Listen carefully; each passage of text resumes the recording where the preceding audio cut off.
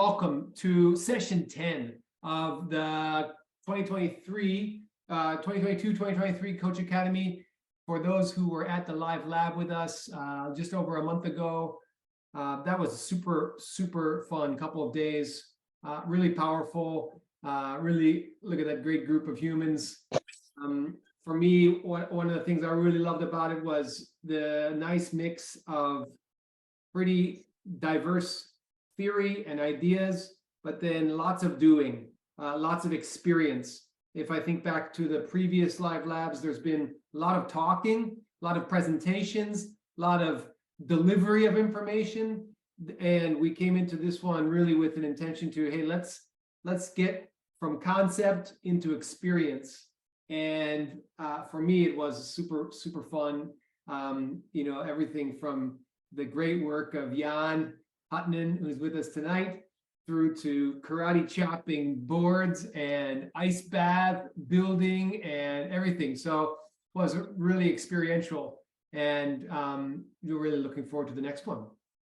So for those who are just coming in now, let's just take a moment to land here. I know it's busy time on the mountain, and I'm sure you had a busy day and you're probably tired and maybe hungry, and you might have stuff happening after this video review or whatever else you're thinking about tomorrow. But we actually have a nice container here that we can drop into together for an hour, maybe a little longer, just to gather as coaches across different layers of winter sport and to learn from each other. So whatever you need to do to kind of just take a couple deep breaths and to fully arrive, just give yourself permission to do that. Take just, you know, a little bit more intention in your breathing, a little bit deeper, a little bit fuller, a little bit slower. If you need to close a door, if you need to fill your water, if you need to get your feet on the ground, if you need to splash your face, whatever you can do to be as present as possible in the next hour and a bit. Let's do it, because we've got the gift of having Jan here, but we also have each person here, which is super important because everybody's got a unique story unfolding on the coaching path. Each person has unique perspectives. Each person has new insight, and you're really building the coaching path of the future of high performance winter sport in Australia day by day, this group. So lean in, let's lean into this conversation together and really make the most of our time. I'm going to take, we'll give us, as we often do, we'll give us just a little time to get warmed up, because the intention for today, Jan is going to come and share. We had some great conversations, great experience, half a day with Jan, and plus some extra movement. And there was a lot of for some people, pretty intense and mind expanding or blowing theoretical ideas, and then some really interesting movement challenges and exploration. And during the session, there was quite a bit of talk about the foot, and I think at some stage you made a joke, Monday's foot day. So after that, there were several people that reached out to me and said, hey, what did he mean by Monday's foot day? How do we start to think about the foot? And, you know, in a sport where our feet are kind of inside a very tight closed capsule, it would be a really easy appendage to ignore in the training pathway. But when we think about how much influence the foot has on the rest of our body, I think it's probably a super underutilized superpower in winter sports. So I'm super stoked to kind of dive into it with everybody tonight. Before we do, though, let's just take a moment to warm up. We'll do just a 5-minute breakout room, and the conversation I'd love you to have is, if you were at the live lab, what's something that you've carried with you since then? So if you were there, what's something that you've been working on or thinking about? It could have been something that Liam Gooley said on day one. It could be something that came out of practice, like the ice baths. It could be part of the 4Q model that Jan shared. It could be something philosophical that Lauren shared, or one of the conversations that we had around purpose. Any or might have been a sidebar conversation that you had with someone, with one of the other coaches. So what's something that you've carried with you, like real time? And if you weren't there, knowing that this group is always on the edge of learning, always exploring new possibilities, new concepts in your work with athletes, what's something that's on your edge right now that you're thinking about, that you're working on with your athletes? So whether you were at the lab or not, what's something, you know, you're finding yourself this season a little bit different about the way I'm thinking or the way I'm approaching my work? So I'll open the breakout. Just jump in, have a 5-minute conversation with whoever you're in there with, and then we'll come back and dive in with Jan. I'm just opening the rooms, and Jan, you can either jump in or you can just stay here with me. All good, either way. How you been, Scott? Yeah, keeping busy, all going well up at Buller. So yeah, good. How's the knee feeling? It's going really well. Like, it's been improving every day. It feels 100% fine, but just no skiing for a little while. Are you going to be back on snow this season, or what's the kind of prognosis? No, I'm aiming for the northern winter, so November, December. Yeah, that's all right. Yep. But I've been able to do dry land with some of the athletes and get into the gym, so I feel like I'm still part of it. Yeah, good. I'm sure you're very much part of it. Great. Sorry to interrupt a couple conversations. I'm sure we could have just stayed in the breakout room for the next little while, but I want to get to the meat in the sandwich. Let's just hear from a couple, though, because I know this time of season anyway is always a rich time where we're applying new thinking into the mountain. And when you add, the live lab and other people's quest into aspects of coaching and charge the beginning of the season that way, it's pretty powerful. So love to hear a few things. Maybe we'll just go through a couple of the groups. Zach, do you want to kick us off? Are you, let us know, either yourself or Scott or Josh, what were you guys talking about? What's new on your mind right now? What are you thinking about? Yeah, I kind of left the live lab and came back and just got into the swing of things. So I think tonight's going to be a kick in the arse to actually get back into some of the things that we learnt. Scott was saying that he looked up the Lauren Burns website and her book and stuff and said that was an interesting read. So definitely worth having a look at that. But yeah, I've been slack. Yeah. Well, it's a good point, right? Because oftentimes we can have a big experience and you can, get impacted by something or learn some new concepts, but life has got pretty strong gravity and it can really quite quickly pull you back into the treadmill. And I'm sure there were things that naturally will seep into your practice, but it like fitness with athletes, as coaches, if we want to be fit as coaches, it takes rigor, right? And it takes practice, and it takes coming together like this and repeating and building a bit of pace and frequency. So timing is perfect. What about group two? Oscar, Scott, Phil, what was on your mind? What did you guys talk about? What's fresh or percolating in the coaching space for you? Scott and I were chatting about Scott's implementing some of the Q4 stuff with the dry land athletes. So just trying to add in some odd movement weight exercises, which is cool. I think we're just getting our athletes back in, so they're just trying to settle them down, but I'm looking to try to do that over the next couple of weeks in the gym as well, as start to implement some of that. Yeah, nice. And I think, we might be able to ask a few questions of Jan. I know when I first started getting exposed to the 4Q model, like it's a universe, right? So it's easy to feel overwhelmed, but actually it's also really easy to just apply in a simple way and get your feet wet, right? So taking one or two concepts and starting to integrate it, I think is a great start. So that's super cool, really cool. Carla, what's on your mind tonight? Well, we were just talking about the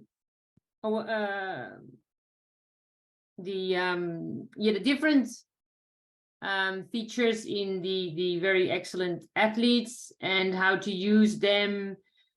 That's what I've been thinking about. Say, for instance, visualization, you know, in a period now where the snow is not great, you want to do stuff, so get some old videos out or some good videos and have a look at them and really tune in on your neuro biomechanical pathways.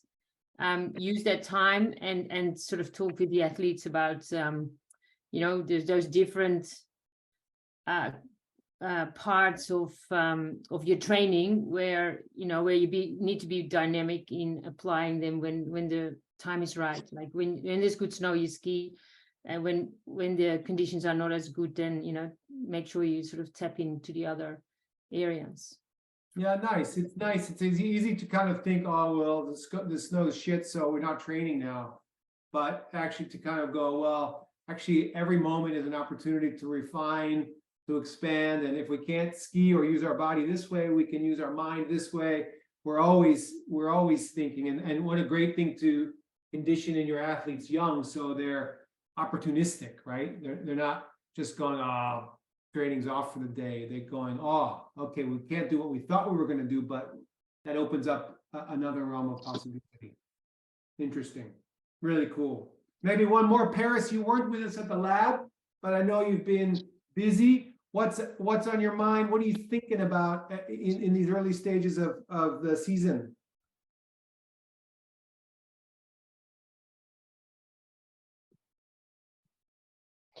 Sorry if I cut out. My Wi-Fi is super in and out. But basically at the moment, like I was just saying in my group that my biggest struggle is that I've got 30 mogul kids in TBR, and we're all kind of working as a coaching panel.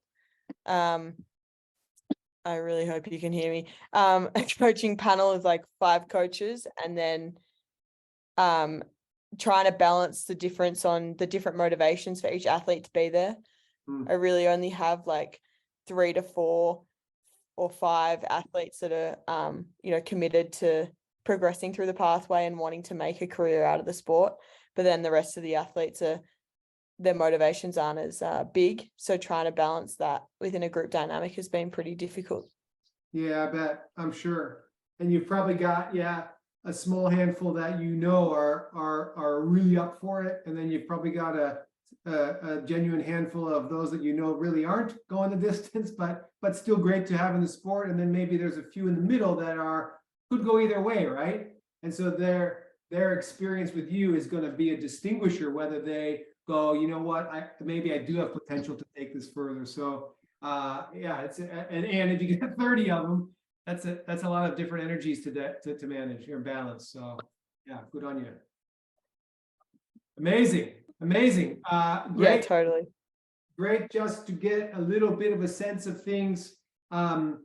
So we have a limited time tonight, so I don't want to take any more oxygen from the space. I want to kind of open the door to my friend and brother Jan.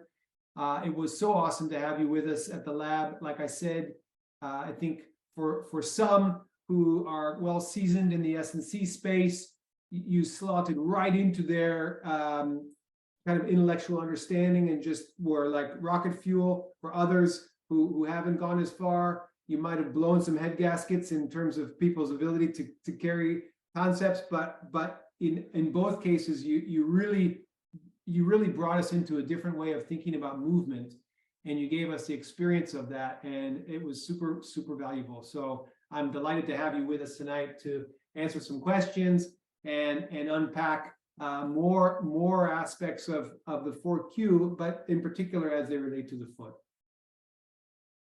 Awesome. I think, I'll probably say from the beginning that it's awesome to be here with you guys, because the first experience in the lab was very new for me. I am former athlete, but I have never been part of something like you guys have created for yourself for the Snow Australia. So that was really cool. I really enjoyed myself. I didn't want to go home. Even the Canberra compared to Sunshine Beach was actually pretty nice change for me. So it was really cool. And I guess there's a people here that didn't come. I'm seeing to the lab. So in respect to them, you know, we probably will not dive too much into the 4Q, as we said that, you know, the importance of variability for sustainable performance. I think we were in a group 3, which was by the way pretty cool. I never worked. I was never allocated to a group, so that was really cool. First group 4, and then I was moved into group 3. I was like, that's even possible. That was really cool. We talk about sustainability of the performance, and then, you know, the idea of recognizing an athlete versus human being, right? A lot of us think about, including me when I was playing ice hockey back in the days, how I can be better on ice as a hockey player and how I can compete better, but I neglected the part off ice. And when I started to get injured in the gyms, I started to get injured in life, and I saw my friends going through the same, I started to thinking that it's probably an incomplete conversation, thinking about how we can be better in performance. Let's say, you know, on a ski or etc. or my hockey boots in my case, and we're forgetting that there is a life happening as well.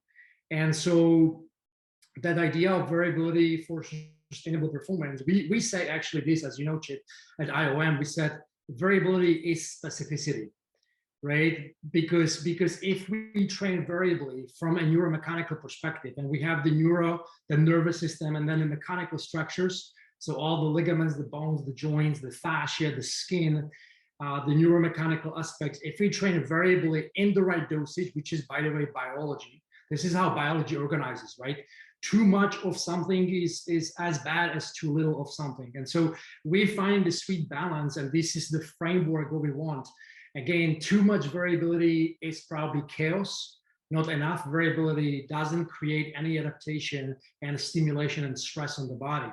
So we want to have a framework in our toolbox that will improve performance, not only for a acute period of time, but for the long term, right? And I think that's, as a former hockey player, today is a little bit different. We have you know, clubs that have such a broad perspective of preparation off ice and on ice, and they have a lot of members in the team looking at recovery, looking at variability recovery as well, right? Like, we know that we can recover systematically as a whole body. We can recover for specific areas. We can recover actively. We can recover passively, right? So rather than looking at this is better than this, we have a spectrum. And the spectrum is a continuum-based thinking. And continuum-based thinking is something what I, as a retired hockey player, started applying for coaching, because I started to see in my industry, particularly as in season fitness, that there's a lot of biasness and a lot of dogmatic conversations, right? This is better than this. You have to lift the weights, you have to do body weight, and you have to run, and you have to do sprint, and you have to do yoga, and etc., etc. And I think we are asking the wrong questions. I think the question is how biology organizes, how the body works, what is the right dosage? Obviously, what is the person's goal? What is the person's daily readiness, right? Because daily readiness, we have a heart rate variability, we have a menstrual cycles, we have a sleep patterns, we have a nutrition, and etc., etc. And so when we started digging into this idea of variability in the performance and variability in life, we could not really, we had to understand and we had to acknowledge that everything has its place, and we have to create a framework. So that was the 4Q. That's the framework what you guys seeing here. We probably don't have a time for this because I really want to talk about foot. Yeah, Jan, I want to test myself here just before you dive into the foot. Let's go. For those who haven't had a chance to weren't at the live lab or haven't had a chance to listen to the podcast that we did previously, could I take 2 minutes to give my Brooklynese version and tell me if I'm in the ballpark, right? Well, that is a leadership of the highest level. Being brave and courageous to share what you've done, that is a leadership, right? That's a leader. You're leading by example, buddy. Love that. All right. So Let's go. Josh, for Paris, this is my understanding. The way I introduce Jan and his work is to say, and you said it essentially before, Jan, but that one of the things we got really good at over the last 2 decades in high performance is getting our athletes to a peak. And this is fantastic work, like great breakthroughs through sports specificity, functional training, all of this. We've made leaps in performance peaks, but this has come also at a cost for many athletes and many industries, because our efforts to be sports specific strong has had us overusing muscles and pounding the shit out of our nervous system, so that effectively we can have a much shorter lifespan or shelf life for a peak athlete to be at their peak, because we are training so specifically on and off the mountain that by the time they get to their peak, they're also close to burning out their nervous system. And so one of the fundamental philosophies behind the 4Q is to build the athletes to a peak in a way that can keep them there for much longer, because we're really thoughtful about longevity in the process. And one of the fundamental principles of this is variability. And the 4Q model in its very basic form has kind of 4 quadrants, which, as you said, can apply to to lifting weights, to working out, but also to recovery, to different aspects of life. So it's quite a deep model, right? And it has it has the horizontal aspect or axis, which is kind of moving from linear movements into multiplanar movements. And then it has the vertical axis, which is moving from unloaded or body weight movements to loaded or weight movements. And the fundamental philosophy is that depending on the goal and depending on the outcome and the athlete, we are wanting to use different amounts and the right amounts of each of these elements in the quadrant, so that we're building strength and we're building power and we're building speed in a way that's going to last. And that's my 2 minutes on the 4Q. I think that was brilliant. I think you explained basically everything what I said in 4 hours. You did it in 2 minutes. So I can go home right now. It's awesome. But you said an interesting thing. You talked about the idea of the peak performance, and then we want to stay there. You know, when we presented at the NFL Combine in the United States, which is the largest conference for SNCs for NFL, we presented this model, and they said to us, we really love it, because one of the goal of the new era of high-level athletic sport endeavors is to not only bring those levels on the highest level they can, but not kind of sustain them there, right? They said specifically, and I quote now, the best ability is availability, right? I will repeat again, the best ability is availability, right? And it was interesting, it stuck with us because that's exactly what we're gonna achieve. If I give you guys an analogy between, let's say, a muscular system and fascial system. So we have a fascia as a fibrous connective tissue, which envelopes every muscle, every ligament, every bone. It connects us from the toe to the head. And it's basically a spider web of connective tissue compared to the muscular system. It's much quicker to build the strength of the muscles compared to create a resilient fascia. It takes between 9 months to 2 years to create some sort of resiliency of the fascial net compared to a couple of months of muscles. The difference here is that fascia, because it's metabolically neutral, it doesn't take much energy, almost non-energy, lasts longer. Whereas muscles are energy extremely expensive. So metabolically, they fire, and if they keep firing without turning off, they get tired very quickly, which leads to a movement overload. And that repetitiveness that we're trying to avoid, it leads to an injuries later. So what you just said is really basically, yeah, we may get on the top a little slower, but we may sustain there much, much longer if we adopt the idea of variability with the right dosage. Awesome. I love it. I love it. Let's pause here for a moment before we dive into the foot. Are we at a common place of understanding for everybody enough to dive in? And you know, Josh or Paris or Mel, you know, we got a foundation to leap into. All right. Yeah, I'm following. This is really exciting. It makes a lot of sense. Pretty cool. Awesome. Awesome.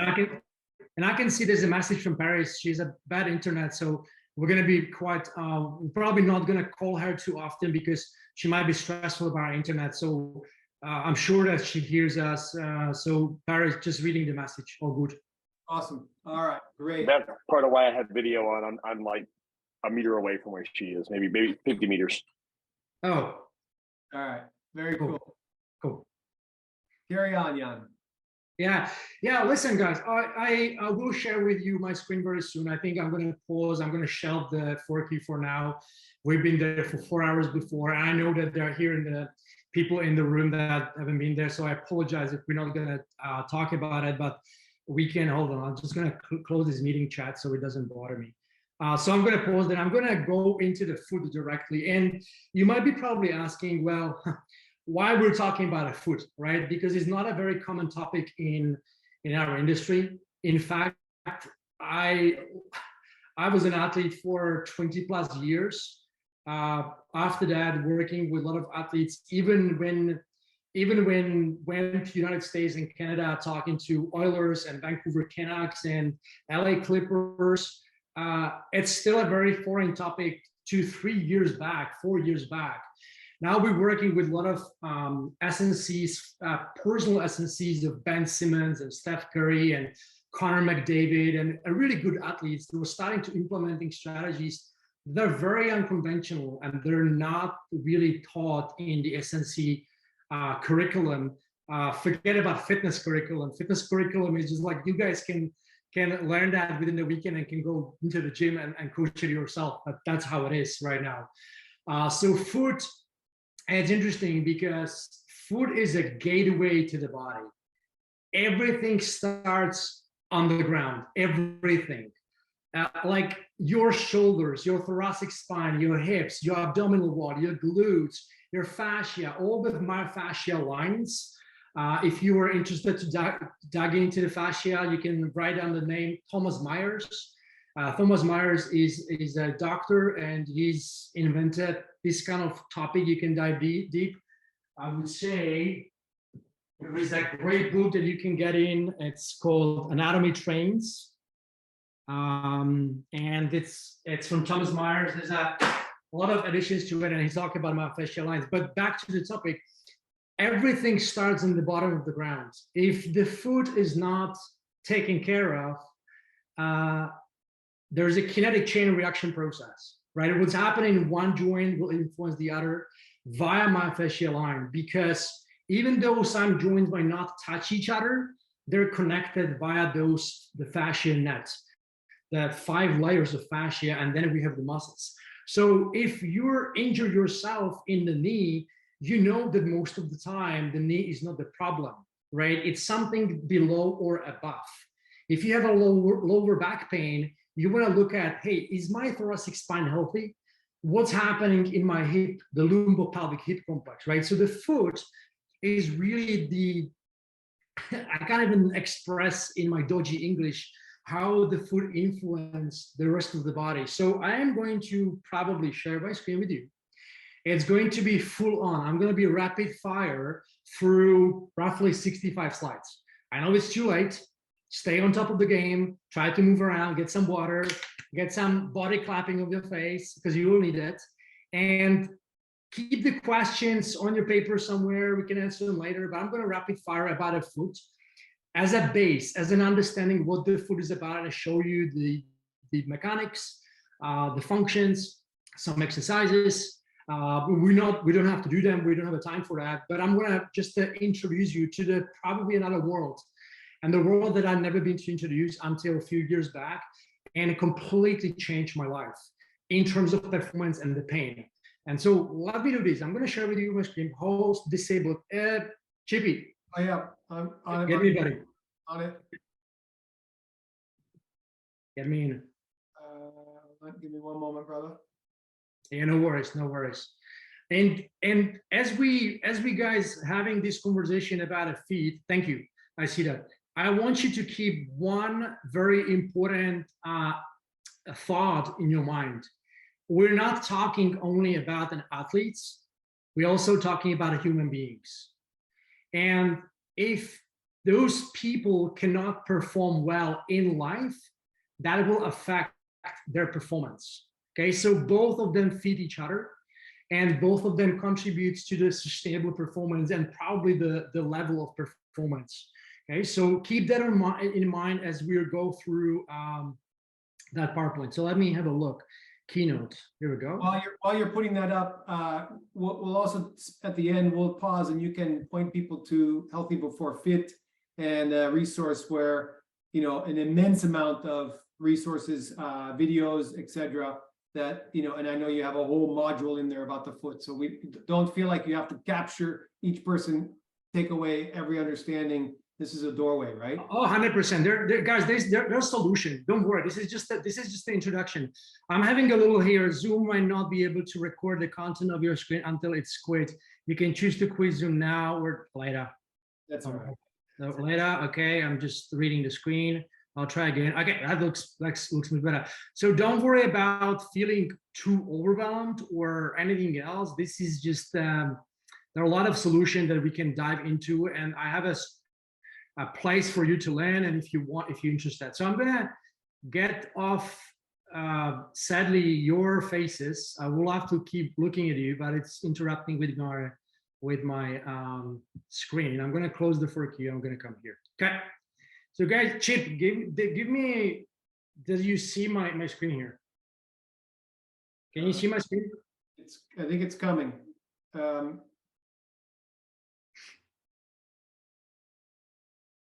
It's black for me at the moment. It's been there for about 30 seconds. So what about for the others? Are you guys seeing? Oh, I can see it now in that format, but okay. So I'm just gonna keep it in this format, and I'm not gonna bother about the playing the screen. I'm just gonna keep it in this one. That's probably good. So if you guys can see this, we're sweet. Okay, let's rapid fire here, guys. So first, I've got a few questions for you. Okay, there's no questions. Do you walk, jog, run, or sprint? Obviously, the answer will be yes. One or more of those things. On what surface? Right? What surface you're interacting with? Is it a ground as a concrete? Is it a grass? Is it a sand? Is it a snow? Right? Every surface interacts with the body very differently, and we have to train differently for each surface. On scale 1 to 10. Now you don't have to answer here, but you can just answer in your head. How do you understand feet? Do you have any foot care or self-care routine? Where you or anyone recommended orthotics because of flat feet, let's say collapsed arches, right? We don't call it flat feet, we call them collapsed arches, but we know what flat feet means. Do you know what to look at when selecting a footwear, let's say for tennis or for run or for just a daily usage, right? Do you know why it is better to train bare feet? What is it about that we now recommending train bare feet, right? And it's not just the fashion, right? There's a lot of trendy stuff on the market, but we want to stay out of trend. We want to have a scientific justifications and then common sense. I'm a big fan of common sense, to be honest. Have you heard of tissue stiffness or elastic recoil? Do you know anyone with flat feet, bunion, who is struggling also with other joint pain? So these are the kind of questions I want to open up your thought process here. And you might find out, team, that you probably have answers for all of those. including that you might know someone who, let's say, struggling with back pain and had flat feet. So what actually we can do about it, right? And I'll start here. Environment dictates behavior. That is a saying in health coaching that is not only related to physical bucket, but also the mental bucket and then social economics. And when we look at the health coaching, I mean, every athlete should have obviously either one person or a team that would look at every aspect of the life and performance, not just the physical aspects of that. So gym, sleep, recovery, and eat, but also the mental, emotional aspect of that and all social economics, because all of those are interacting with each other, and all of them will be in small or large dosage influence person's performance. And so when you look at me on the, let's say, right top corner in the red jersey, I'm not the goalie, I'm the one on the right side. This is my typical position as a defenseman. And so when you look at that position, I am bent over for majority of the time on ice, right? Unless I'm skating from one to another, but I'm still in an extended position. And I'm spending a lot of time in your very familiar skates, looks very differently, but basically it's the same. It's very rigid and it's very tied up above the ankle joint. And a repetitive movement overload is actually what's creating that environment that leads to a specific outcome. And in my case, this was the specific outcome. So these are my feet, my left foot and my right foot back in 2015. And this is my x-ray of my lumbar spine, my lower back from 2017. And so you look at, this is sacrum over here. This is L5, L4, L3. I hope that you can see my cursor here. I'm actually pointing at those areas. Yep, and yeah, it got awesome. Thank you, Chippy. And so you can see here, guys, there's a L2, L3, very good space. L3, L4, very good space. L4, L5, very good space. But suddenly there is no much space between L5 and S1, which basically doesn't allow the nerve from my spinal cord to go through the pelvis area, which basically the diagnosis of this is called canal stenosis. Canal stenosis is very common on hockey players and people with repetitive stimulus that are spending most of the time in this bending over environment. It's also anterior pelvic tilt position, where your pelvis is tilted forward and creates an arching in the lower back. That is a repetition. If you do this for life, you will at some point struggle. There's no other way to escape from it unless you have the strategies that will offset that repetitiveness, right? And so if my feet, let's say this way, my feet never affected my performance when I was skating or on ice.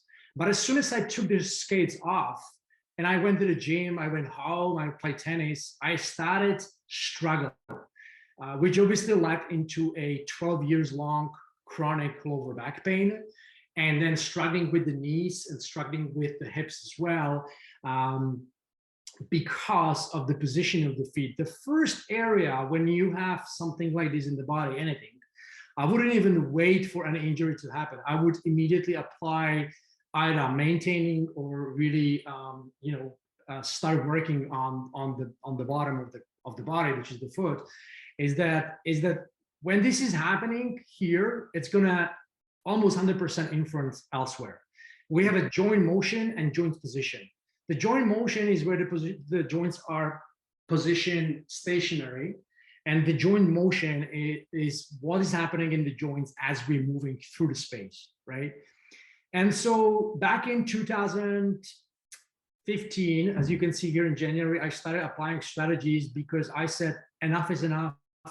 I've been 12 years in the pain. I want to get out of it. My mentor, Michelle Chip, by the way, Michelle told me, hey, Yanni, listen, we're gonna look at your feet. You're a hockey player. Obviously, he's from Alberta, from Canada, worked with the Edmonton Oilers, he knew. Have a look at your feet, do this and do this. So what do you see about now? It's basically 10 months later. This is a difference, what happens in my feet, and as I applying multiple strategies. There's not only one. There's never one answer to it. But when you compare one and the other, it's a significant difference. That change made significant difference in my lumbar spine as well, and in my precision as a movement as an athlete. And so I want you to start thinking about, hey, listen, the feet have something to do with performance, whether it's athletic performance or life performance. And this is where I want to ask you to keep it in mind. The athletes are also parents. There are people. They move in life. They go to get the groceries. They train in the gym. They do recreational tennis and golf and etc. We gotta have to start looking at something better than just muscular part and looking how we can develop muscles and chest and etc. Feet are, for me, something that I cannot really express how much that changed my and so many lives of athletes around me. Very quickly glimpse of the foot. The interesting part about when you look at your body, when you look at your own body, feet are relatively small to compared to the rest of the body, aren't they? They're very, very tiny device, but the quarter of the bones of the entire body is actually in the foot. The foot itself has 150 ligaments, so it likes to be mobile as a device, but it also needs to be structurally very stable, right? And so we need ligaments there to provide that structural stability, but also mobility at the same time. The interesting part about joints is that we only have 2 knee joints, but we have 66 foot joints. 2 knee joints and 66 foot joints. And what's interesting here is that those joints, as you can see here, are all in a vertical position. Okay, I will talk about this a little later, but keep in mind that when you look at the joint here, or when you look at the joint between your tibia and your knee, a femur, like a kneecap there, the joint is horizontal, whereas in the feet are vertical. As soon as we start changing orientation on those vertical to horizontal, we have a problem. I will explain what it means. So 66 joints in the foot. We have 26 muscles, so 20 in the foot and 6 in the ankle complex. And unlike what we have learned in anatomy, that muscles are antagonistic, what one muscle does, the other does the opposite. In the foot, all the muscles have a synergistic environment. I cannot really, guys, dive into the deeper, but I have solutions for you. So remember this one, 26 muscles, all of them are synergistically orientated. Okay, they all accelerate pronation and all decelerate supination. Talus is a bone. This is talus, this guy over here, sits above calcaneus, and we call this bone a floating bone. What's really cool about this talus is that your talus converts sagittal plane to a transverse plane. It converts sagittal plane to transverse plane. It initiates the motion when you hit the ground.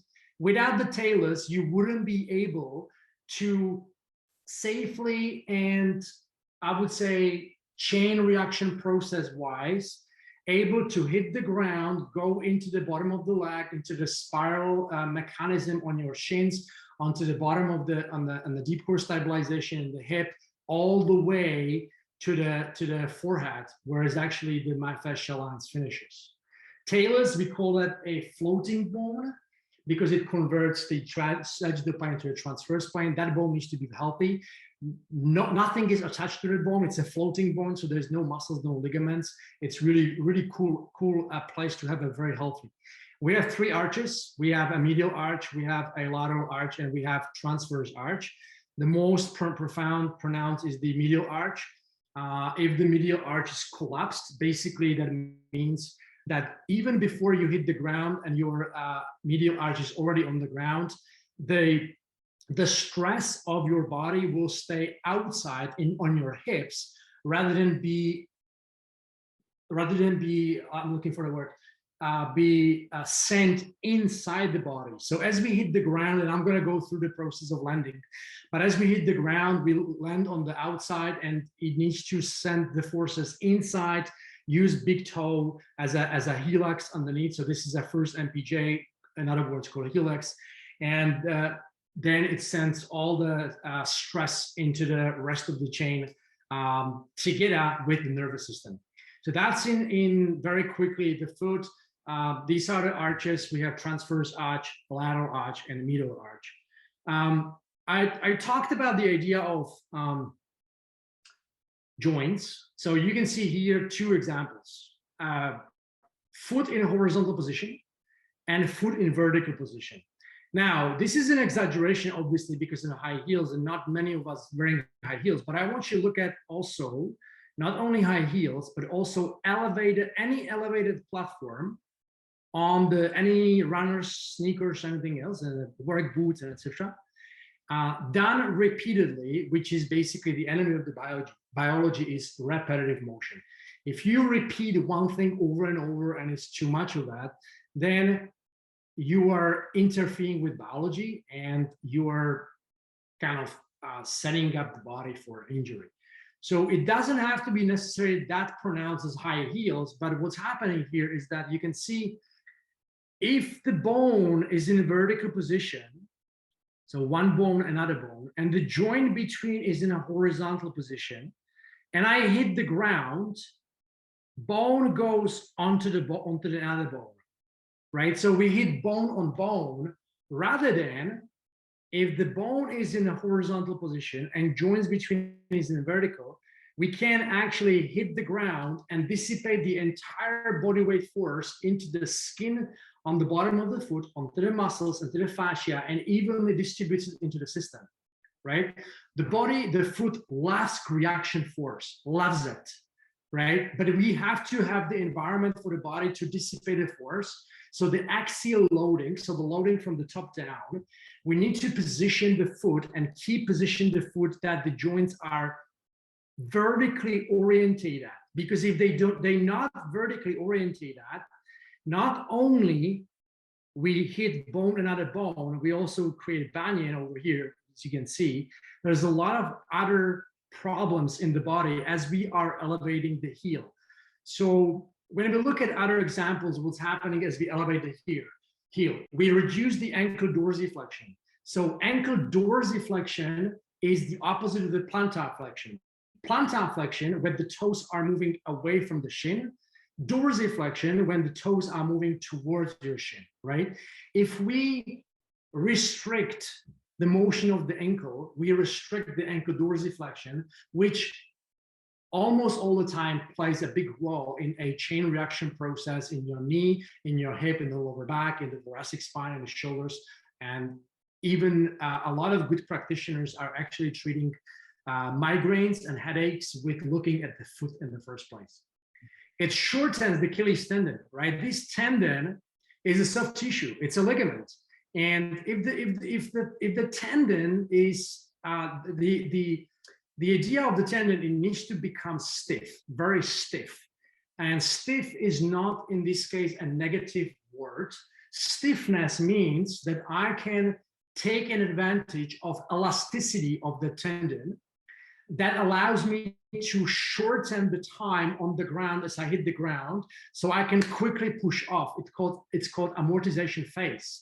Amortization phase is really the amount of time we spend between landing the ground and push off. That time has to be absolutely minimal. For that, we need a lot of elastin as a substance in the tendon. We have collagen, which is obviously gives us shape stability, and then we have elastin, which just gives us a springiness. If we elevate the heel even a little bit, we will over time get rid of elastin because the tendon becomes less stiff. Another kind of a byproduct of elevating the heel is obviously bone on bone here in a first MPJ, so it creates banyan. Banyan is obviously, you guys probably know what it is. It's where the big toe is going east and west rather than going forward, and there is a calcification. And through the process of mechanism transduction, which we covered in the 4Q lab. It was really the idea of mechanotransduction is about external stress on the body converts into the chemical activity in the cells. And if it's repeatedly, it can be positive, it can be negative. In this case, in the banyan, if you, let's say, elevate your heel as a high heels, or you have a very narrow shoes in the front, for example, here, these shoes, all of them will be very narrow in the front, so they will not give you enough space for the toes to splay. Not only you cannot use banyan, or you cannot use your big toe, it's big for a reason, right? The stress on the toe is there with every single step, which grows to a big. But you can't do that if your feet are cramped, your toes are cramped in a very narrow space. It activates and overactivates quads, which, hello, ACL. A lot of ACL injuries are because of all the overactivation of the quads and weaken the glutes. And interestingly is that glutes are very, it's the largest muscle group in the body and they can handle a lot. But if we elevate the heels and bring the heel off the ground, it's slowly deactivating the glutes. We don't want that.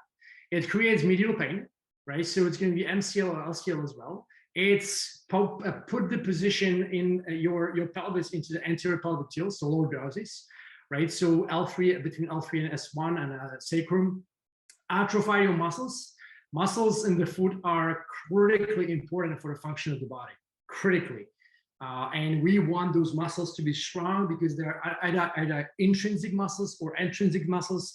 The lateral arch or the medial arch, we want them to fire and relax.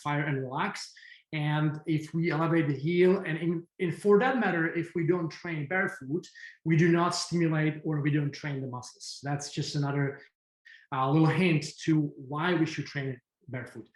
Down-regulate abdominal wall and changes position of the joints to from vertical to horizontal, which we said is not really good because it doesn't allow axial loading to be safe, so we can't distribute the body force into the soft tissue in the bottom of the foot.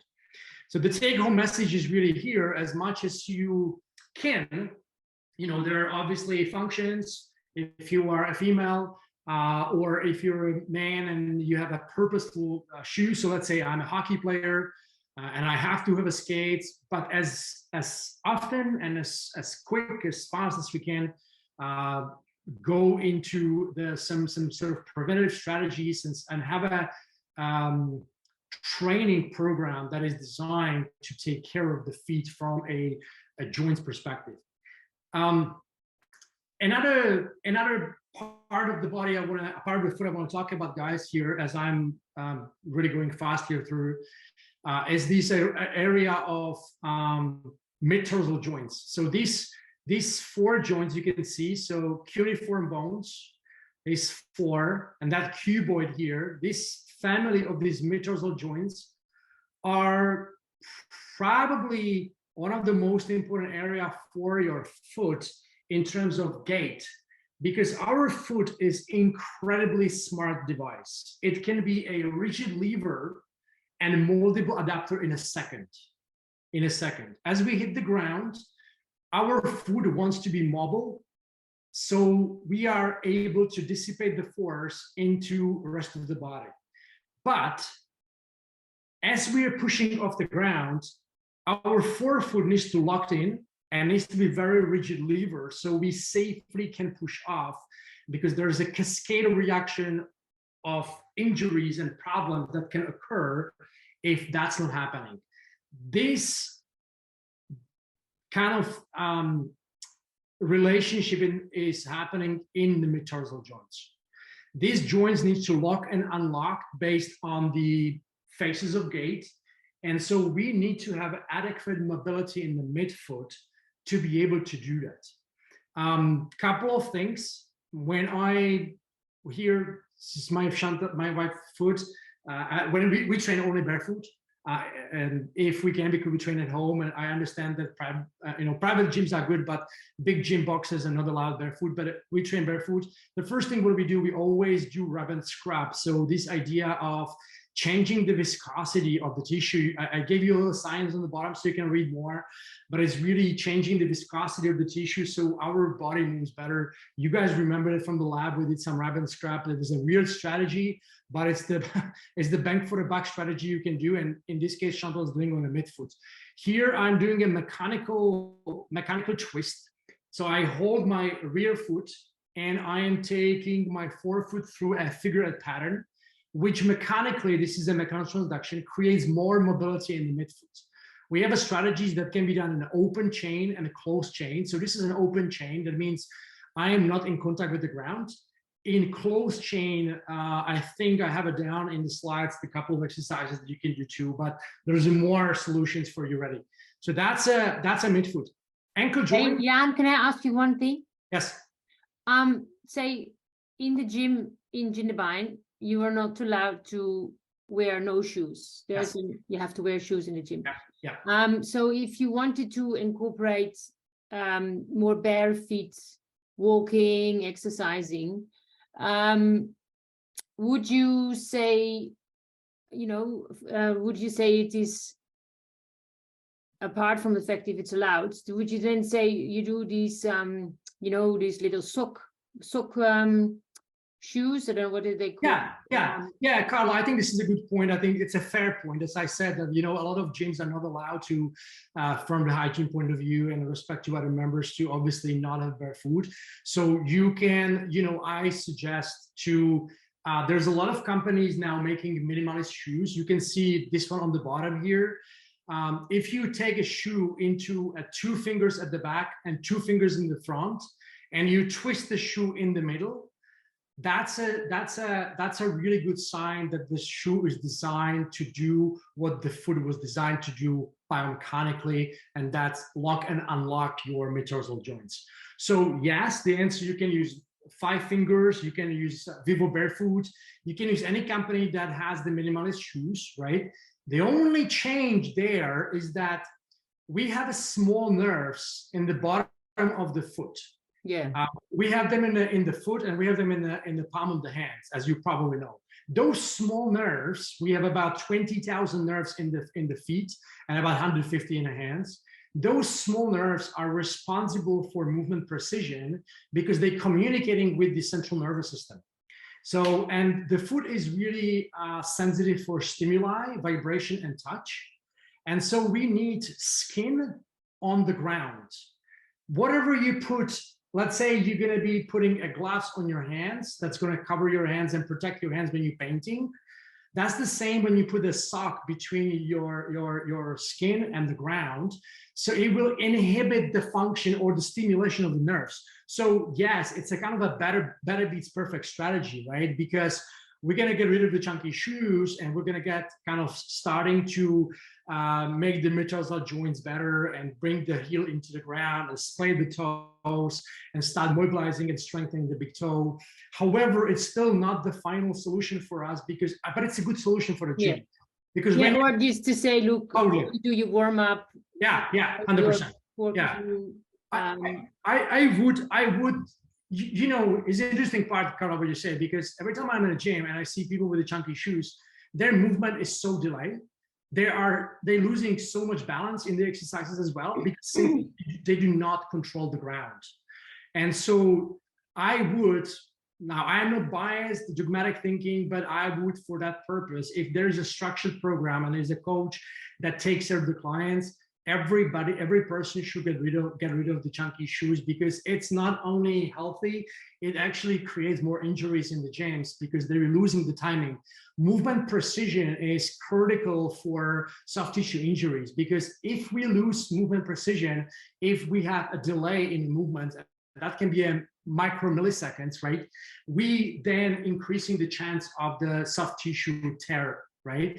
So critical delay creates small tears in the tissue, which in the end, we don't know when, because everybody has a different injury cycle, creates soft tissue injuries. So minimalist shoes, good. Better will be stimulation, barefoot skin on the ground. Thank you. You're welcome. So I'm going to proceed to ankle joint, guys. Quickly, ankle joint. You know, it's obviously interface between the talus and the tibia over here. Between ankle joint is very important joint that is responsible for plantar flexion and dorsiflexion. I will not read this slide. You can probably read it yourself. But interestingly, is that what relates to our sport is that footwear higher than the ankle joint, which is our skate boots or your boots as well in your sports, makes the surrounding fascia really tight and restrict the movements, right? Which is good maybe when I'm skating, but it's not really good when I take the skates off. And lack of multi-plantar ankle mobility, which is ankle is a primary joint and is designed to move in a 360 environment. So not only flexion and extension, but can also rotate, right? And if there is a lack of multi-directional ankle mobility, it brings fibula and tibia closer together, right? Which affects the motion of the talus. And we talked about the talus are really a floating bone and is a torque converter bone. It changes linear plane to a rotational plane. And so we really want to have some sort of strategies, even simple one, that would either in a linear ungulation, or you can see here my wife, doing a simple ankle mobility drill, just reaching in the front barefoot. The key is obviously keeping the heel on the ground, splaying the toes. You can do them as a warm-up, you can do it as a recovery strategy. I think next exercise will be more multi-planar. No, it's not. Here is another exercise I see doing myself here. This is a big toe and an ankle. I'm doing kind of like ankle pumps. I go from plantar flexion to a dorsiflexion every 2 seconds. Not only is really good for the first step of activation, you guys remember from the lab, it's called fluid dynamics. We are starting to hydrate the area. And it's not only blood, but it's also water, it's the lymph, and it's the anesthesia, which is the substance between the joints and in the fascia. So this is a great strategy for ankle mobility. Another one over here, it's a bilateral mobility. So you can see I'm going from a plantar flexion sitting on the ground to a dorsiflexion. Be honest with you guys, when I played hockey, I could not do this for more than 2 seconds because my knee hurts. There was no resilience around my knees. And because of my skates spending 25 years in a same position, I did not have any range of motion in my ankle. So that's a really good drill that you can definitely get into. I can now watch a movie in this position, which is a pretty good success. And that all affects your joints above the foot. So that's ankle. I want to touch base a little bit on a topic that has been very hot. And that's the idea of where we should land when we, let's say, walking and running. I'm going to share with you a study that has been done by Dr. Daniel Lieberman, our friend from Harvard. And he's been studying the landing, and we obviously can land on the heel, we can land on the midfoot, or we can land on the forefoot. There are 3 ways how to land as we walk or run. And so I want you to now apply a common sense without looking at those videos here. Apply a common sense. If you land on the heel and do it repeatedly, where your foot is positioned in terms of the body, if the heel hits the ground first. And you can stand up and try yourself. If you actually hit the ground with your heel, your body is leaning backwards, your foot is in front of the body, and your hips are not above the foot. So you're actually leaning backwards. So you're not moving through the gravity, but you're going actually back. So you're putting on brake as you land on the heel. The distribution to the rest of the tissue in the joints is very hard because you don't have the ability to use the orientation of the joints, which is vertical, that moves all the forces into the bottom of the foot. So it's not going to be heel. Let's skip the midfoot, which obviously now I'm giving you the answer, but you're gonna go forefoot. If biology is organized about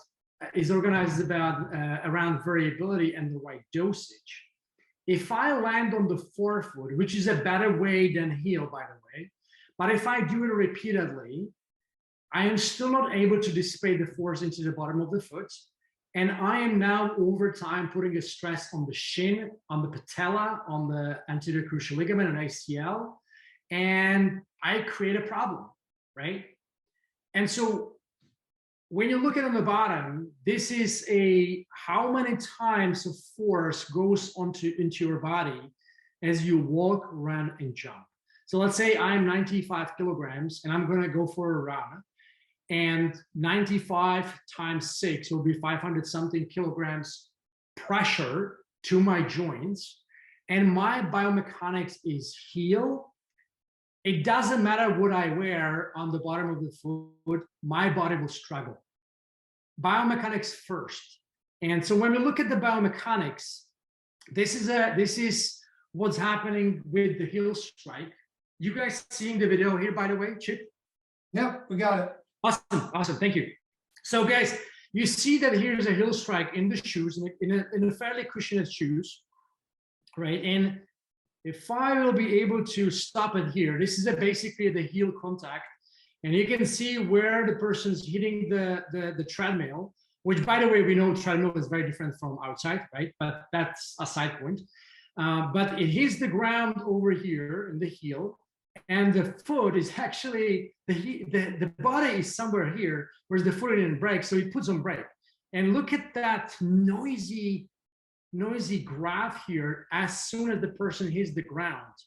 Now look at also in the bottom of the skin what's happening here, how it gets wobbly there, right? So we have a lot of stress here. This could be probably a better view over here. I hope you can see this. Right, that is a very noisy landing with the cushioned shoes. Even worse, it is barefoot. Now, there is this crazy trend. Everybody is good barefoot, right? That's not true, because there is a right timing for everything. If you don't have the right biomechanic, it's a killer for the body. Look at this one. This is even worse. Now look at the skin on the above the ankle, and look at the graph, right? So if you strike the ground with the heel, and you have no shoes, that's going to give you a 1 month and you're going to get injured heavily, and it's going to take a time to fix this issue. The next one, we look at a midfoot strike barefoot. Look at the difference. So now the person's hitting directly under the hips. There is no movement above the ankle. It's very smooth, very quiet. By the way, you can when you go for a walk or run and the runners are around you, you're going to recognize a good runner by the noise. If they're noisy, not good. If they're quiet and they have a good elasticity, that's a really good running style, right? Same for walking. We're talking about running, but walking is the same. I would propose that we should not land on the heel even when we walk. Here is in the shoes, midfoot. So in a racing flat, so it really doesn't matter where we have in the first place on the first place on our feet. We want to have a good biomechanics. So take home message from here: don't put your feet into the coffins, right? I mean, if you have these Birkenstocks around your house and going go somewhere, with the trash, it's okay. But if there's a training, if there's a long walk, if there's a function, you want to have a shoes that are designed to interact with the ground, that you can feel the big toe, that sense that improves the precision, that unlocks and locks the metatarsal joints. So you want to have a good shoes that are good for your feet. The next topic I want to discuss is foot types. This is very important topic, guys, because everybody has a very different feet. And so although there's a framework, there is also a different programming for specific foot types. So we have 3 foot types: neutral foot type, inverted, and everted foot type. On the pictures, you're going to probably find yourself a little or more. So here is a person with a inverted foot type. Basically, it's a person who has a very high arches. This foot as a function is classified as a rigid and locked, is really good for push off, not really good for the landing. And we know that from the slide that we have had over here, we need our foot to be both rigid and mobile. This person has only a rigid feet, which obviously on the right side here, you can see the injury risk. They can be one, it can be two, it can be all of them at the same time. Very unlikely that's happening, but it can happen. And then what do we do as a programming, right? So right now I'll come give you solutions, but please know there is solution for each foot type. Everted foot, which is more common, is a person with collapsed arches. You can see the Achilles tendon are turning outside. So the subtalar joint is more everted. That means the arches is collapsed. The arches are collapsed because the bone that is called navicular collapsed. The bone navicular collapsed because the muscles that is called intrinsic muscle is weak. It can get weak because of not enough stimulation. It can get weak because wearing shoes, not interaction with directly with the ground. This foot type is considered as a unstable unlocked. Unlocked means is mobile, so it's able to absorb the forces, but it's not able to very safely push off. And so now you see that if we don't look at the foot, and every person walks so many steps during the day from A to B, then there is a danger to athletic performance because the person gets injured and then the person cannot do what they love, what they want to do for life, right? For life.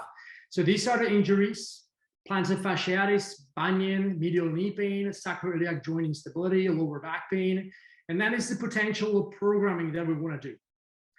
That's an everted foot type. The neutral type, I'm skipping about. It's a perfect feet.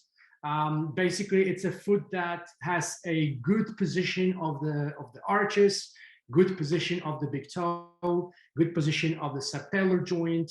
The Achilles tendon are pretty much straight down rather than here turning outside. Doesn't mean that the person with the neutral type still has to do the maintaining, because there is a fine line how quickly can that turn if the environment changes. So for that person, we want to maintaining the neutral foot type. For those other people, we want to have a specific strategy, regular strategy as self-care at home, for example. That's my advice as a coach, record some exercises for them and give them on their own for a warm-up, and etc., etc. Here is a subtalar joint. Subtalar joint is basically here that is responsible for the inversion and eversion. Here is limitation. Subtalar joint needs to be mobile, right? We need mobility in the rear foot in order to access the rest of the foot. If there is either too much mobility or too strong or too stable, there are limitations, there are compensations, and then there's a programming what we want to do for that, right? Lastly, I want to talk about from the programming perspective, we're getting pretty much to the end, is the idea of big toe. Big toes needs to be mobile at least 30 degrees for safe push off, and it needs to face north. We don't want to have a bunion because there's a lot of injuries associated with the bunion and with a lack of mobility in the big toe. But good for us, everything what I've been talking about can be changed and can be applied and can be turned around, as you can see over here, right? That is an example. Wow, this is a navicular collapse. This is a everted foot type as me. Here, I am 10 months later, perfect, great feet, okay? So back to big toe. Some of the strategies for big toe, for bunion, this is a good drill, for example, we call that corkscrew. We basically, if you can, I'm just going to try to zoom in. I hope I zoomed in on this one. Yep. As you can, did I zoom in, Chip? Yeah, you did, brother. Awesome, awesome. Guys, hold on, sit tight, sit tight. So here you can see I'm putting the position of the big toe in facing north, and I just pretty much, as I do that, I lock the heel and perform 3 split squats, creating a tension in the big toe. So mechanotransduction for the big toe puts the position in the right place. Here is an open space, right? So this is an open chain exercise, self-care, just trying to splay the toes into the fan shape. Really good way to do. Here is an activating on the intrinsic muscles. So first, if the nervous system doesn't fire, you won't be able to lift the big toe only. You can try it now as you're sitting, guys. Try to keep your 4 toes on the ground and lift only the big toe. If it's okay, if you can do that, your nervous system fires very well, and also your intrinsic muscles are not too bad, right? So that's an idea of over here of the intrinsic muscles. The intrinsic muscles here, this is what makes the navicular collapse and creating a flat feet. And intrinsic muscle strength leads to faster response time for ankle stabilizers and can improve arch height, so can lift the arch up and can increase the foot supination.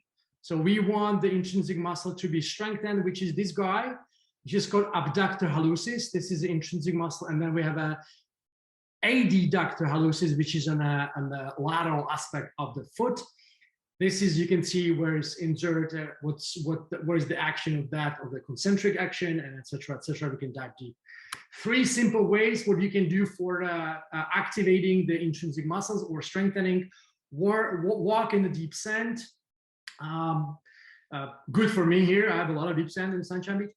Then you can, work on the lifting up the big toes. And then mechanically, you can also lift up your arches here. So this is my foot.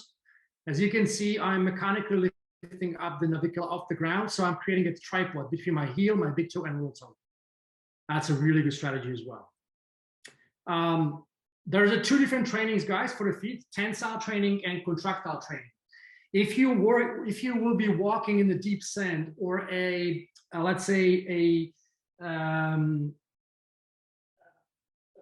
ground or a surface that is not hard, your muscles will be more involved than your tissue. If the more muscles are involved, you're going to spend way more energy because muscles are energy expensive. So it's not very efficient for life and sport. Tensile training, on the other hand, is the idea of training soft tissue, right? Because tissue has a stiffness, it has elastin and collagen. It's energy very inefficient. So energy very efficient, sorry. So you can save a lot of energy. And it's the idea of it's integrated across the body because it creates the elastic response of the force in the body. Here's an example of a elasticity of the tissue, right? You can see how hard they're jumping. They're not jumping because they have a big muscles. They don't, as you can see, but their ligaments are very stiff. So they can actually push off the ground, and they can do that for a whole day and never get injured because they're using elastin as a substance in the tendons to do that for a long time. Same like a kangaroos, right? So kangaroos have the same effect. We call it kangaroo effect. It's called elastic recoil. And I'll play this video over here. You can see this is the plantar fascia on the bottom. That plantar fascia wants to be very stiff. We lose elasticity as we age because we have less elastin and less collagen. And we want to keep the elasticity going and keep creating elasticity and stimulating the ligaments and tendons because they give us the energy for amortization phase, and it does the energy that we don't getting tired as we walk around. And they help also to keep that right type of collagen. Here are a few exercises we can do, very simple. I'm going to play them very quickly. So here is just, don't do it on the concrete, by the way. That was a beautiful day in Byron, and I just went on the concrete there. Chippy, you know where it is, but it wasn't a very smart idea to do on the asphalt. So just basically rhythmically doing these, you're already stimulating your fascia and your tendons and creating a lot of elastin. Here's another example. It's a multi-planar single leg.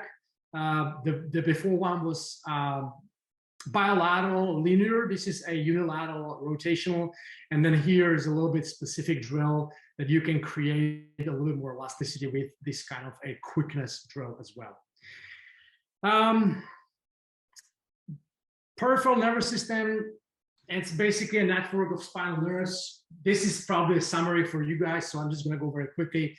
Network of spinal nerves, and very important network that is sensitive to stimulation entering the body. It's made up of the plantar receptors of the foot, which are sensitive to signals and goes back to central nervous system. So basically you want to have unrestricted access between your feet and the central nervous system, because that's going to either speed up or delay the communication between the nervous system and the mechanical structures. We have small nerves in the bottom of the foot, and they are very important for us because they are providing, they're improving motor function, they're providing sensory integration, and they're also very important for precision of the movement. If we cover the foot with the shoes or socks, we're not stimulating these mechanoreceptors in the foot, which obviously leads to a delay in the nervous system to mechanical structures. And the good thing about, the interesting thing about small nerves, they're also important for upright stability and manipulating uneven terrain, and they're able to absorb the impact forces. 80% of those receptors are sensitive to vibration, which we know that negative ions of the ground are helping us to stimulate the bottom of the foot. So I'll pause it here. How are you going? I'm sorry, I knew it's gonna be fire, but food is phenomenal topic to dive in. It just changes everything. Awesome. Any questions? Super awesome, Jan. I mean, yeah, I want to turn over to the group if there's questions, but I'm thinking about most of the snow sports that are represented here rely on really rapid fire response time. And so one of the things that I hear amongst many things is that by, you know, strengthening and stimulating the overall health and vitality of the foot is going to massively contribute to response time. You know, even though those feet are inside boots, right, when they're skiing. So Totally. And I think not only that as well, again, like back in the human beings, our feet needs to be strong and needs to be very healthy in order to interact. So guys, I know it's a very long time, it's a very late right now. Can you allow me to spend 5 more minutes? I want to show you, give you solutions, because this was crazy. This was fast. And I know that you just close the computer and it's like, what the fuck just happened? I don't even know, right? And so if you're okay, if you have for me 5 minutes, is it okay, Chippy? Can I take 5 minutes of our time? for sure, unless there's any burning questions from the group right now, you happy for Jan to keep firing? Go. 5 minutes. Go, brother. Guys, listen, I want to show you this. So basically, I have a educational place out of social media for many reasons. It's a private network, which I will talk a little bit later in 1 minute, but I put together a course because I started to see so many misunderstanding and lack of knowledge around the topic. So I put together a course that is very easily absorbable.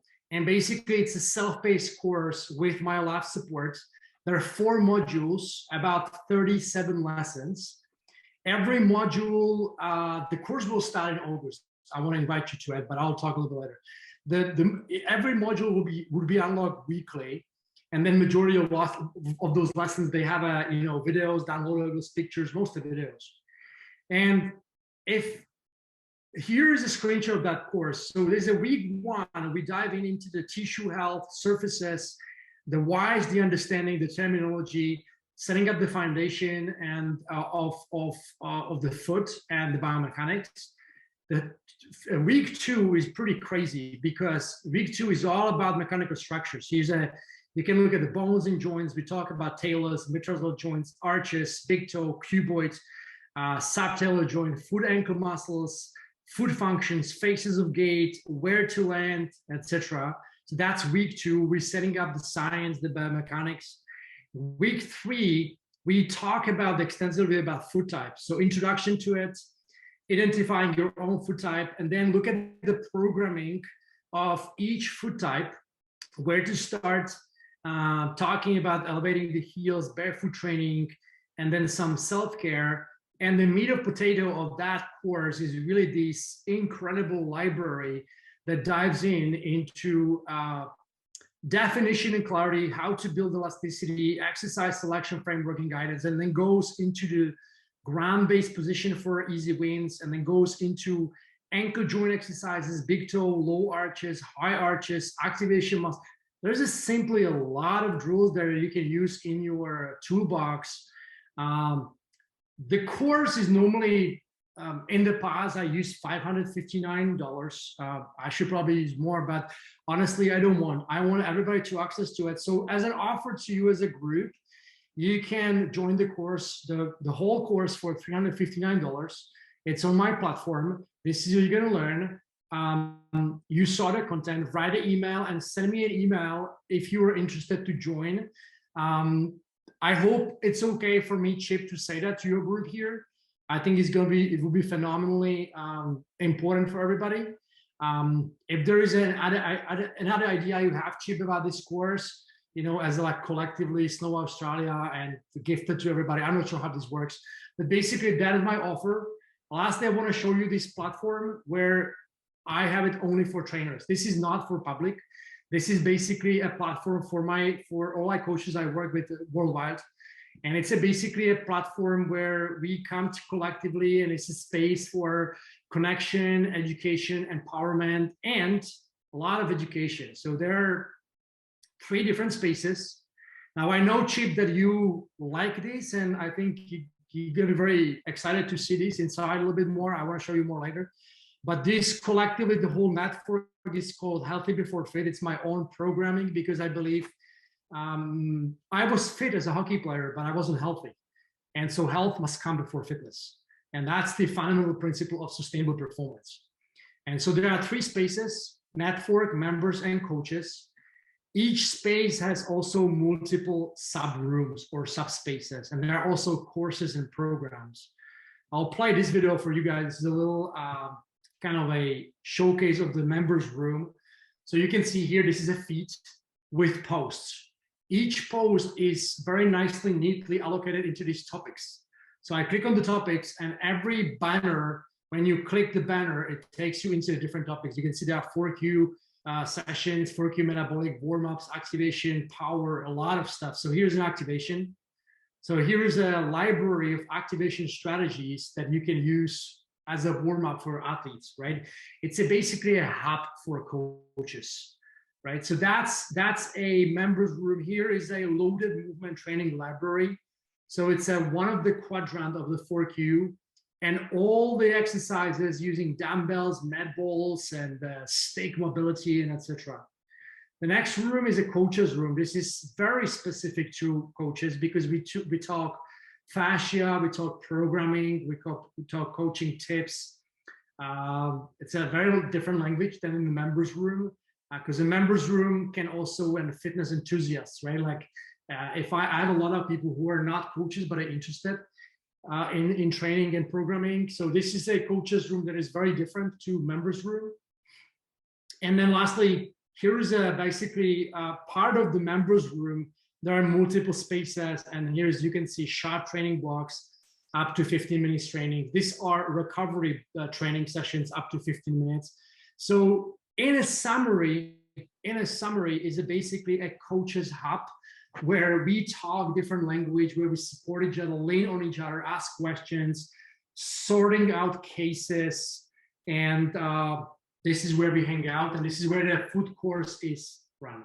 That's all from me today. I love it. I love it. I think, Jan, I mean, you're such a deep well of knowledge, and I just love that you have created a space where people can access that and kind of unpack it little bits at a time. And several in the Live Lab group were wondering, you know, you shared just the URL before you left in like 10 seconds. So it's nice to get a little more of a glimpse of what's actually in there. And I haven't thought beyond this moment, but my thinking is that if there are a handful of coaches in this group or in the greater collective that are like, no kidding, really interested in this, then and committed to kind of diving in deeper, whether it's with the foot course or to be ongoing members, my invitation to the group is to reach out to me. And I don't know the answer, but let's see if we can create some subsidy with Sport Australia to support. So again, not for the tourist who's just gonna graze a little bit, but if you're actually, if this is striking a chord for you and you can see the power in it, reach out to me directly and let's see if we can create some way for Snow Australia to support engagement on an ongoing basis. I think it's so valuable. So thank you, Jan, so much. My pleasure. My pleasure. Pausing there for a moment. Reflections from the group. Questions for Jan? Mind blown. Josh, what's on your mind?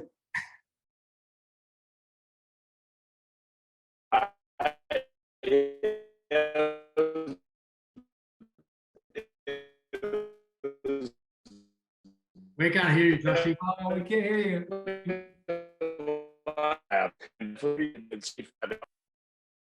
Josh, type it into the message. Or maybe, yeah, if you. Okay, here you go. How about now? There you go. Yeah, we got you now. We got you now. Yeah, I know what happened there. Is for those of us, I mean, we're coaching where almost all of our athletes, their feet are enclosed in a plastic cast all the time, in the opposite of dorsiflexion, the E version. But anyway, plantar flexion. But just to see how I move on my foot, and a lot of times I barefoot almost every chance I get. But how much of these kids are always, and athletes are in shoes, and to see how that base affects everything else, and how that little bit, and we get doing the boot fitters, and a little bit you're doing with orthotics, and how that one little, you support one of the metatarsals and it just goes straight up the body, and to see how much work you've done into the mobility aspect, and to watch some boot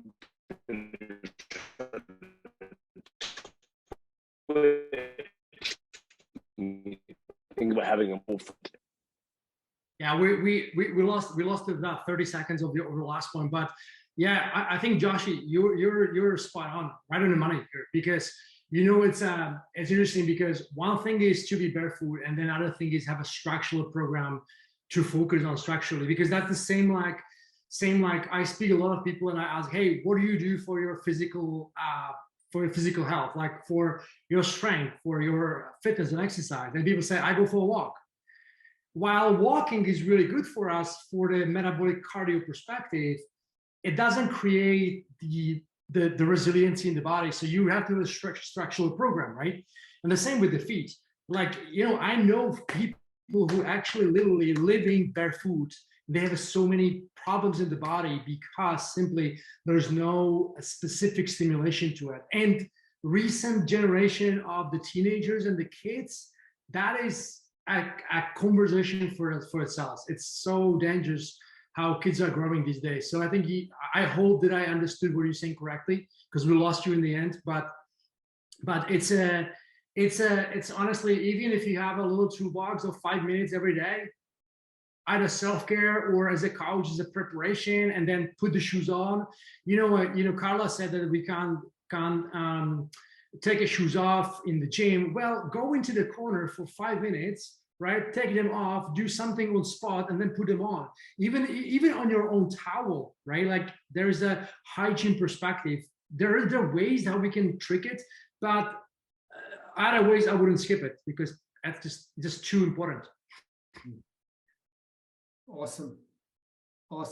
What else? Any questions, thoughts, team? Now, just to you could ask your athletes to just, when they get out of bed, walk around the house, make sure there's no glass around the house wherever you live, if it's in a town where there's like beer bottles and stuff, not uncommon in ski field villages, but make sure that is clear, and then just go on the bitumen, go on the grass, go on the frost, go on the stones, and that is like a 5 minute around your house in the morning. I mean, I know it sounds silly, and it will take a little bit of, encouragement to do that. But if we could get a really good athlete to do that and put it on Instagram and, some shit hot, that will help.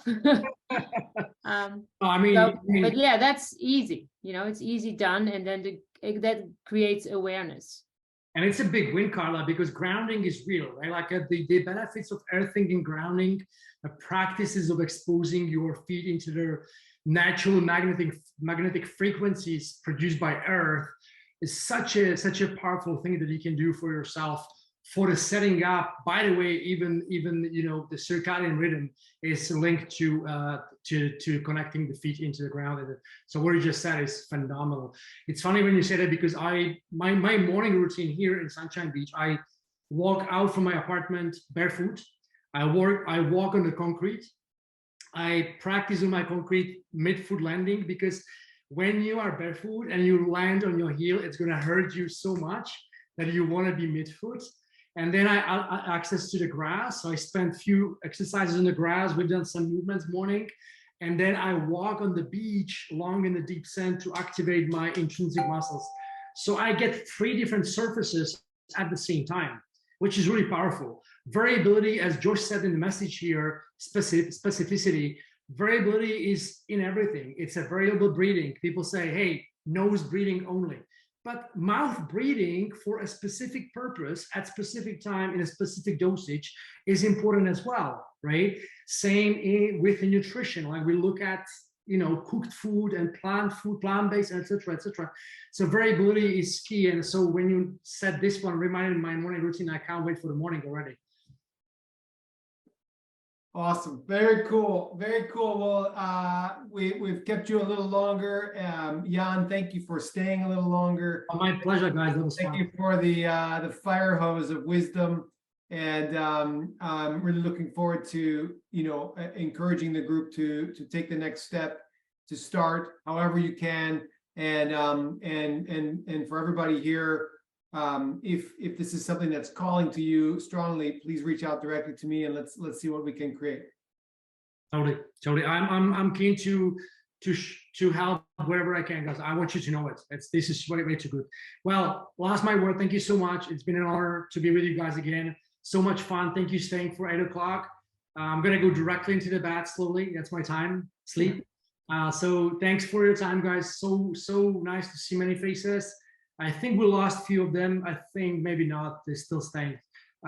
Chip, my heart, brother. Thank you for everything. Awesome, brother. It's total delight and an honor to share this space with you. Thank you for bringing it full tilt. Awesome, guys. Have a good Thank night. you, Jan. Have a good Thanks, night. guys. Thank you. Good night. Bye. Bye. Thanks, everyone.